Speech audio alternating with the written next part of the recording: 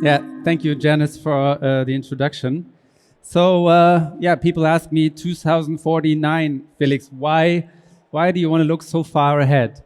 Um, Sometimes in life, I would say even in rare cases, if you look further ahead, certainty actually goes up. I'll give you an example. I can't really tell you what's going to happen in your life in 5 to 10 years, but in 100 years, it's very certain where we are going to be.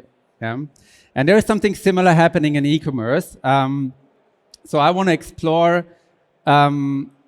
It's difficult to say what's going to happen in 3 to 4 years, but it's pretty certain how the world in 25 years is going to look like. So I want to explore this today with you. And I think if you have that long-term vision, if you know that's where we are going to be in 25 years, then it's also easier to deduct, okay, strategically, what is actually the right move to do now, today? And I think this has never been more important than today because there's a lot of change coming. I think we all know that. So it's important to start that vision today and maybe, put your head up a little bit from the daily job and think about this long-term vision. And I invite you to do that today. Before we go 25 years ahead, I want to go 3 million years into the past because the revolution we've seen today is not the first revolution of our job. There has been job specializations before, and this is, you've been good at farming, so you did the farming, and somebody else was doing the hunting. Later on, when the pyramids were built, we realized that central organizations actually help doing big projects. And then later on in England, you saw the first companies coming up. And 200 years ago, we started the Industrial Revolution, which was about automating manual tasks. And I think the way I would frame the revolution that we are starting today is that we are automating human decisions. And I think it's important to understand what it is at core. It's not about agents, it's not about AI, it's about automating human decisions. And that will affect the decision of the consumer to buy products, but it will also affect your decisions as seller, how you're selling things, what decisions are you making in the company. But let's start with the consumer. So an obvious one is that the consumer is going to be in 25 years a lot older, on average 52 years, but still very tech savvy, a lot more tech savvy than consumers today, because they have used the smartphone for a long time already. And now the big thing, the one thing you have to take away from today, there will be an interface switch. Yeah, I think Steve Jobs saw this coming already 15 years ago. He didn't like keyboards, right? He removed the keyboard from the iPhone, or he invented a phone without keyboard. And Siri has been there also for 10 years already. Just it wasn't working that well. This has changed now, right? The AI assistants like Siri, they can be made very, very powerful in 49 for sure. At the moment, it still sucks, but it will change, right? And that has big implications. It means that you don't even have to open your phone. You can just buy something talking to your phone. And that AI system will be extremely powerful in 25 years. It will know all products in the internet. It will know all the reviews, everything. And it will be perfectly able to communicate with you. It will be extremely convenient. And the result of that is that the market share of AI commerce will go up a lot. And that is not the commerce we see today. That's not like this, you open your chatbot and you start buying something in there. It's really, I think the phone is maybe on your side, or even you're talking to your watch. And then, the AI is guiding you through the whole purchase process. And that is a big difference. We are at 0% today in Europe, and we might be at 75 in a midterm already. That's a big change to come. Now, how is it going to work, right? You're sitting somewhere, you say, hey Siri, actually I just figured out I need an outfit for a wedding in a week. And then this is what LLMs do really well. I think they can do machine-human communication, right? So they're responsible for actually talking to you and say, hey, what do you really want to buy? So that might involve like when do you need to have it, what kind of dress do you want, and they also have context, like they know what you've been buying before, and that will be like they're already doing extremely good job in understanding what you want to buy, understanding that intent. Once you have the intent, the next step is kind of matching the intent with the database. Google calls this shopping graph. It's kind of a big database that constantly updates with all the products in there, all the reviews, the product attributes like color or how big it is. And then the intent is going to be matched with the products. And so this is not really LLMs doing that. I think this is a database operation. And then you have a product list, which will be, to some extent, predicted. So let's have this example here. So for this lady, she wants a dress, and I need to predict like what kind of fit is this dress for her for herself. Yeah, because that is not saved in the database. It's a customer-specific prediction. How well does this dress fit to her? And that has to be done with machine learning predictions. There's also an environmental fit, right? And that depends also on the customer because there will be shipping costs, and that's going to be different depending on where you live, actually. And quality might also be different, right? And then when you have that prediction, so that prediction step is not there today, actually. It will have to be developed. Then you can make a choice. You say, okay, I know you. I know for you, a dress, it's important to have high quality. You want you have environmental concerns, and personal fit is very important to you, and that's why I recommend to buy this dress. And that's an optimization. That's a mathematical optimization. I'm trying to maximize your needs, basically. Why do we want an optimization? Because if I go to you next day, I want the same response, right? I mean, LLMs don't work like that. They come up with a different response every day. But I don't want that. As a consumer, I want to be consistency. I want to trust you. So if I ask the same question, I want the same response. And I also want to understand why. It's not enough to say, hey, this is the best dress for you. You also have to explain. And this is why you need this prediction step in between. Yeah, this is an important point. It's not there today, actually. They still have to develop this, but this is going to be developed. It's not that difficult, I would say. In this case, there's a lot of automation already of that consumer decision, but the final thing could still be the consumer saying yes. So I think that's still possible, that the consumer, for important purchases like a dress, they will still say, okay, yes, buy this for me. For many, like a laundry detergent, for example, this will just be bought. Your AI assistant understands that you need it, and then they will just buy it for you. So let's summarize. How is the setup? So the consumer is older but very tech savvy. The most important thing is there is an interface switch. No keyboards, no websites, no mouse. You're just talking to the AI assistant. The consumer access changes. So there's new marketplaces coming up. This could be Siri, it could be Gemini, it could also be, I think Amazon calls it Rufus. That is not clear, yeah, who's owning that marketplace, but it will be AI assistant. The intent will then be figured out by LLMs, by large language models. But later on, there's also predictions going to happen to understand like how well is this product fitting to the consumer. And as a last step, there's a recommendation, which is like a mathematical optimization coming from database operation. Now, if that's the future, the big question, of course, for many of you is like, how am I supposed to react on that, right? So the consumer gets help. They don't see like my website anymore. And like an AI is basically assisting that consumer in his decision. So how are you supposed to respond?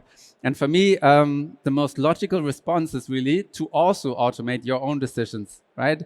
Because if you're honest, there's a lot of potential still to make better choices, right? On purchasing, what kind of products do you want to produce and what quantity? How do you want to price it? How do you want to market it? And this is like your chance. The consumer gets help, gets more optimal, but you can also be more optimal yourself. And this is what you have to be working on.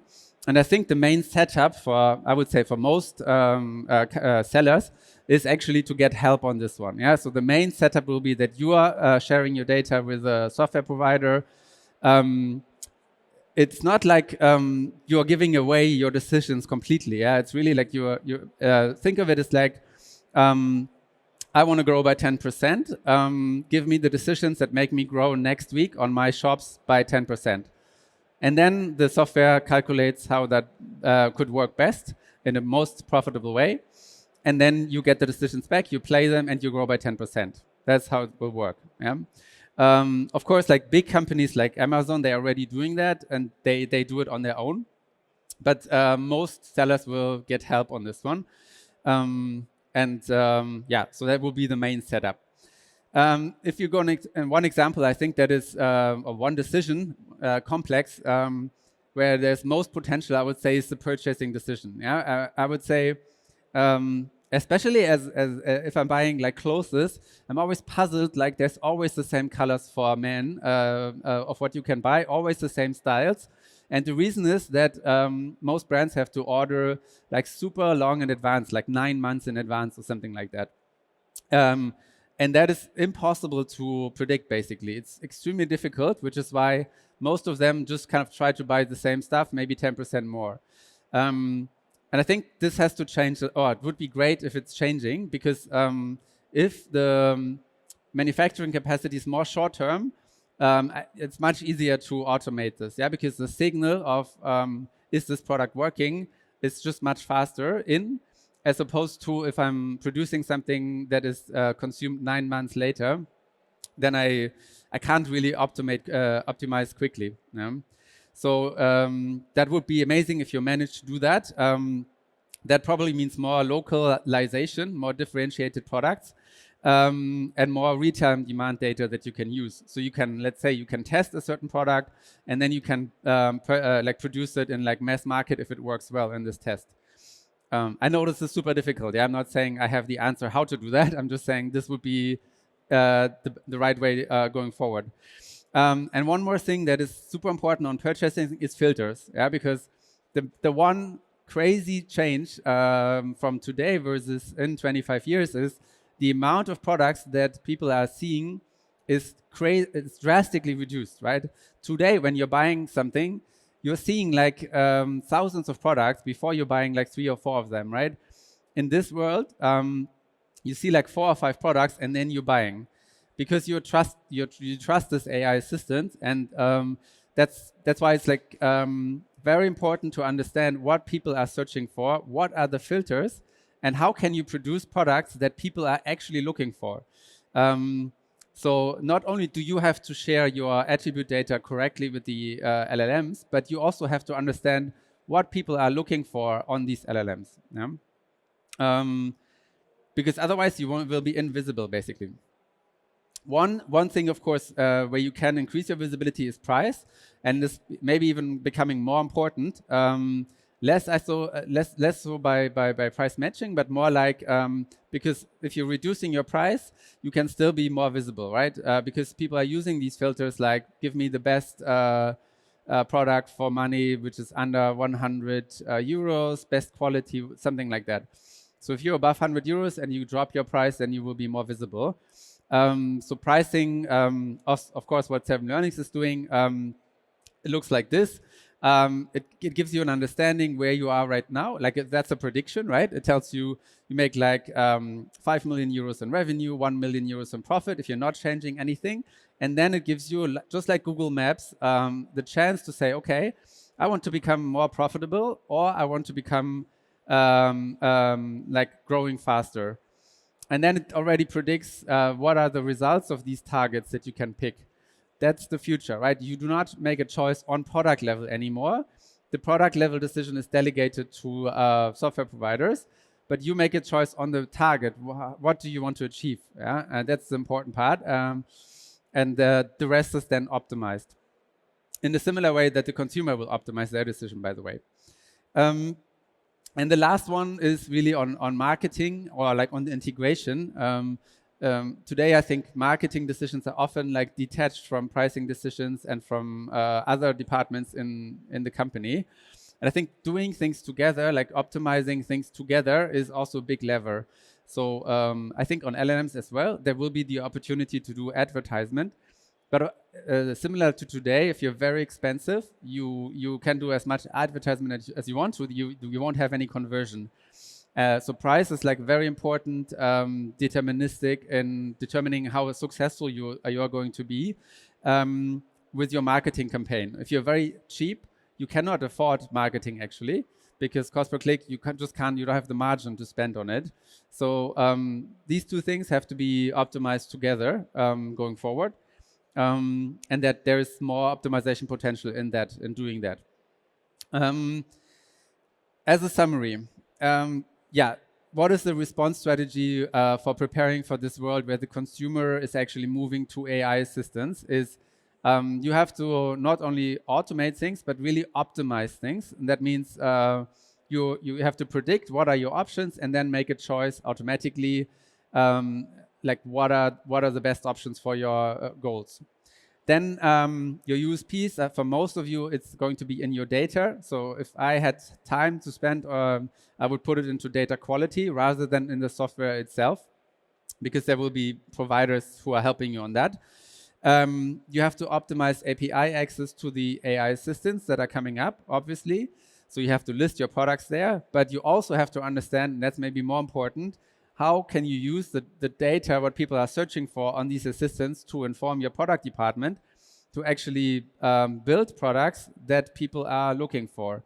And from my perspective, this also means that you have to become probably more granular, kind of trying to find demand pockets where not so many competitors are in there right now, right? For example, like, I don't know, a green t-shirt with a yellow print on it, something that is like kind of, maybe you're the only one doing that.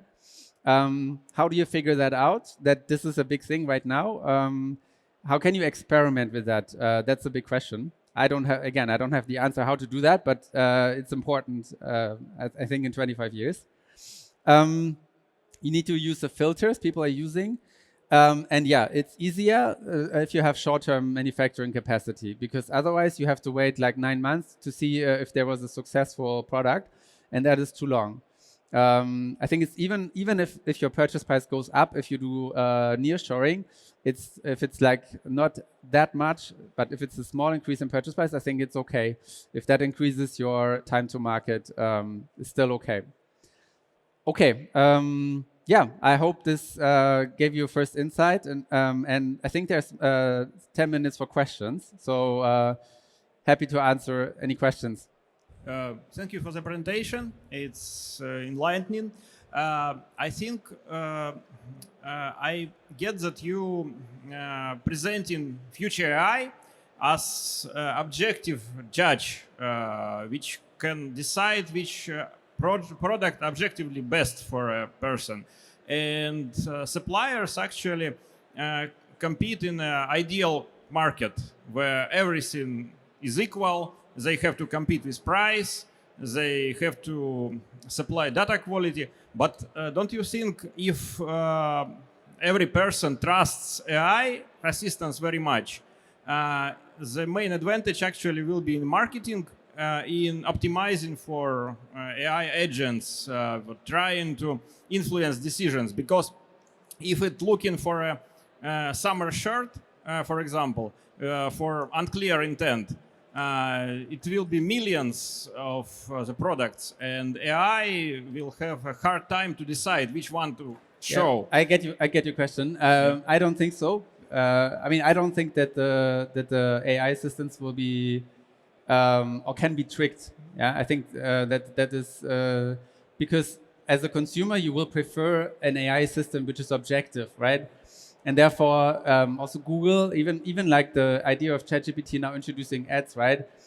There is, it's difficult because actually what you're trying to build as an AI assistant builder, you're trying to build trust. And if you allow for what you just said, then there is no trust. But right now, ChatGPT, Gemini, they are trickable, very trickable, I say. Yeah, I think that will change. But okay, my point is that for unclear intent, it's very hard to define the best product. You I can know that's why I think it's not this part will move from like what is done now in LLMs. It will move to more database operations, like more deterministic optimizations. okay, I get it. It's not. I'm not for the discussion. So your point is But will we be. can discuss afterwards maybe, yeah, Yeah, because there's cool. more questions. Thank you. Thank you. Hi, thank you. Thank you so much. You are talking about optimizing, and it sounded a little bit like recommender systems. I wanted to explore a little bit whether you also believe that companies should be focusing on not just optimizing for humans, but also for the engines or the LLMs that are going to be defining the products that are going to be picking. So a little bit more into generative engine optimization, and whether that's something that Seven Learnings is focusing on. Yeah, so we are working on a product, like our main core product, where I think we probably have the best offer in the market is pricing. We have a pretty good offer for marketing, and we're working on an ordering product as well, but not so much. It's not a product that kind of lets you create new products which are based on the data from LLMs. That's not yet, but I think it would be an amazing product. Maybe we build that. Not new products, but you know, when you go to an LLM and you request for the best helmet or for Yeah. the best T-shirt, Yeah. and then the LLM has its own logic to recommend that. So whether that would be something also worth exploring, and not just optimizing for humans, but also optimizing for LLMs, so that your product always pops up in the LLM search that is but recommended to you. it's similar to the question of the other one, right? It's I'm not sure like how easy it is to optimize for that. I think because yeah, there will be some form of ads probably in there, right? So you can do that, but it will be very expensive. But other than that, I think the most successful assistants will be objective, basically. They know what your product is, they know all the reviews, so it's not that easy to trick this LLM, I think, or this service. Yeah. Yeah. Is there more questions? Yeah. Hi, Felix. Really Yeah. enjoyed your presentation. So I'm curious, what is the main driver for the C-levels to actually adopt the agent e-commerce? Is it FOMO, so the emotional reason, or is there a specific KPI that they are trying to optimize?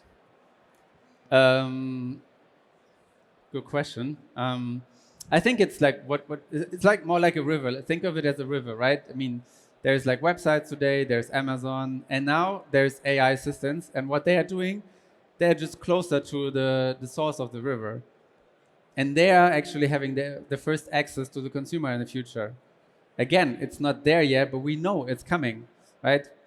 And that's driving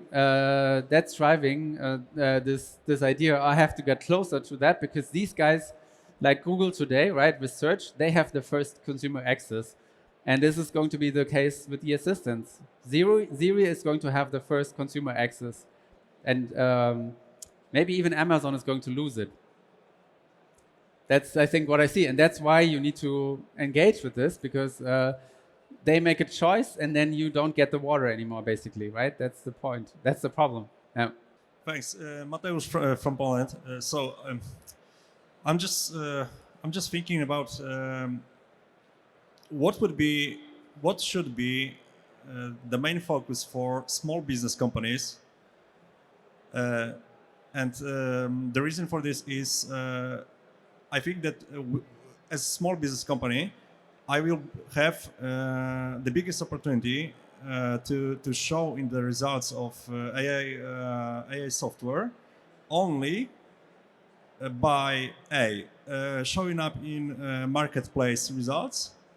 So being in the No, major, maybe you can list directly, right? Why not of listing course, directly? but only if the endpoint device using the AI assistant would let me to buy the ad, because let's say I have a website of I don't know, like 10,000 or 20,000 visits per month, like a small business company, let's say, And if AI assistant is able to show the product listings, it will be based on major e-commerce websites only, like Amazon ones. I don't think so. I don't think so. Not necessarily. I think the logical thinker of this is like, right, I'm owning the river, the source of the river, right?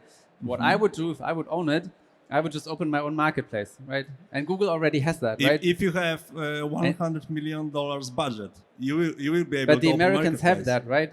So I think this whole revolution is a big issue for the big marketplaces today, because why do you need them for? What do you need them for? I mean, if everybody's already anyways in Siri, right? And they use Gemini, we know that already, right?